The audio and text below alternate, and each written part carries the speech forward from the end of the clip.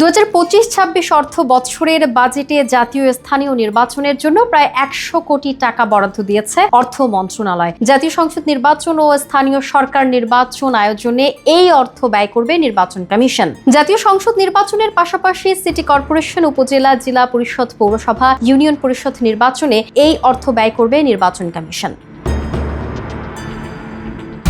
অর্থ মন্ত্রণালয়ের এক কর্মকর্তা গণমাধ্যমকে জানান, এই অর্থ বছরের মধ্যেই জাতীয় সংসদ নির্বাচন হবে ধরে নিয়ে তার ব্যয় নির্বাহের জন্য এই টাকা বরাদ্দ রেখেছে অর্থ মন্ত্রণালয়। এর আগে 2024 সালে অনুষ্ঠিত জাতীয় সংসদ নির্বাচনের জন্য ওই অর্থ বছরের বাজেটে বরাদ্দ রাখা হয়েছিল 2406 কোটি টাকা। যদিও পরে ওই নির্বাচনের ব্যয় সংকুলান করতে বরাদ্দ বাড়িয়ে 4769 কোটি টাকা দেয় অর্থ মন্ত্রণালয়।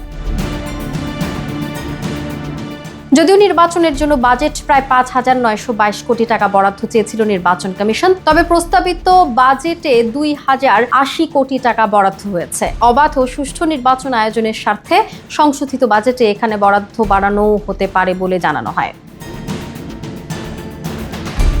2025-26 অর্থ বছরের বাজেটে নির্বাচন খাতে বরাদ্দ সহ নির্বাচন কমিশনের অনুকূলে মোট বরাদ্দ দেওয়া হচ্ছে প্রায় 3500 কোটি টাকা, যা গত বছরের তুলনায় প্রায় 1100 কোটি টাকা বেশি।